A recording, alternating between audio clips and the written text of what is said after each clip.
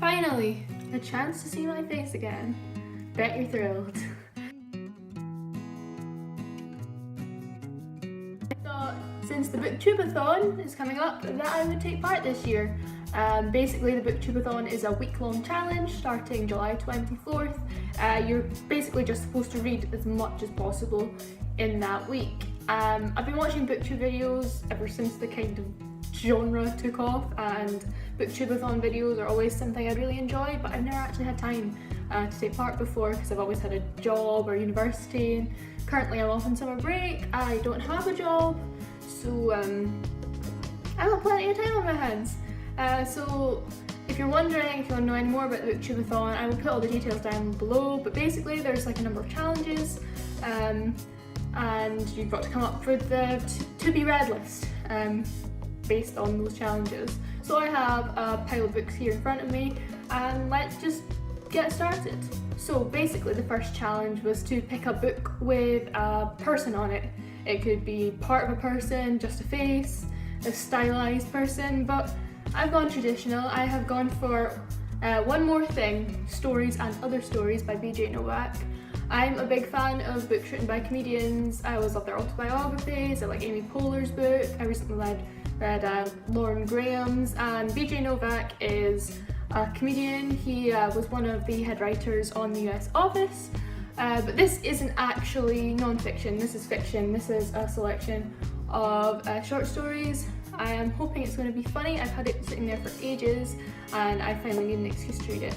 So that's that first book. Basically, there's 7 challenges, the idea being that you would read 7 books. I think that's a little bit ambitious for me, so I'm going to combine some of the challenges. The next challenge was to read a hyped book. I'm combining this with a challenge that's like, it's you have to pick something with a really nice cover, or that you got because it had a nice cover, and I think this one's great for both. This is The Essex Serpent by Sarah Perry. I've got the Waterstones exclusive version. I got this for my Christmas actually, I asked for it.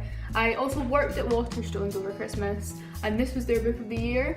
But I haven't read it, I still haven't read it, and I feel kind of bad because I should have, but I didn't. So there's this one. I'm not entirely sure what it's actually about. It's set in the 1900s, and I think there is actually a snake in it, which is not surprisingly not what I expected. But it has this lovely shimmery gold print on the front, and it's embossed, and it's really nice. So I am looking forward to reading this. There was 2 other challenges that were a little bit of an issue for me. There was one read a whole book in a day, which I can do.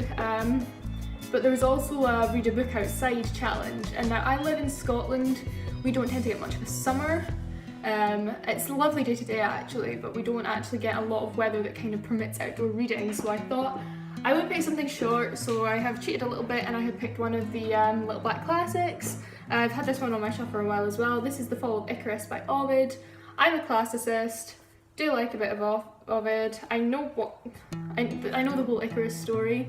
I think it would be nice to read an actually classical version of it in translation, because I don't read Latin. I tried a little bit, but Latin's not for me. So this should hit those 2. Feels like a bit of a cop-out because it is so short, but never mind. And the last challenge that I haven't talked about yet is the reading a book about someone who's different from you in some way. And I actually decided that I would read Redefining Realness by Janet Mock. She isn't a character, she's a real person. This is non-fiction. This is her memoir. She is a black trans woman, so obviously I'm a white woman. I'm also a cis woman, so we have completely different life experiences. I love Janet Mock, and this has been on my shelf for I think about 2 years. She's also got a new book out as well to follow up with this one, so I'm going to read this hopefully. That is my 4th book. I am quite a fast reader, so I can quite reasonably get through all of this as long as I don't get too distracted. But I'm also, this kind of fits into the nice cover challenge. I am currently reading Hagseed by Margaret Atwood. I don't know if I'll get that finished before the Booktube-a-thon. I'm not loving it at the moment. I do like the concept. It's a retelling, a modern retelling of Shakespeare's The Tempest, which is a little bit of a hit and miss play for some people.